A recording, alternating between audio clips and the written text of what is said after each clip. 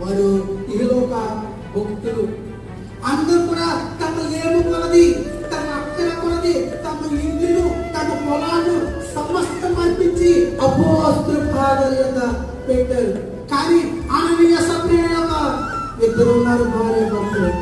వారు ఈ లోకంలో పేరు కోసం, ఈ లోకంలో ఏదో సంపాదించుకోవడం కోసం, ఈ లోకంలో ఆధారపడటానికి పూర్తిగా దేవుని మీద ఆధారపడక, దేవుని యొక్క ఔన్నత్యాన్ని గుర్తించకుండా పరిశుద్ధాత్మని మోసగించి తమ ప్రాణాన్ని కోల్పోయారు.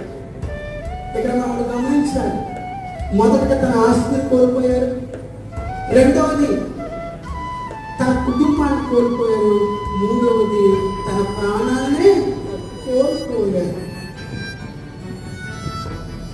పౌలు గారు కానీ, తిమోతి గారు కానీ, కేతు గారు కానీ కూడా ఎవరు కూడా నువ్వు ఫలాన్ని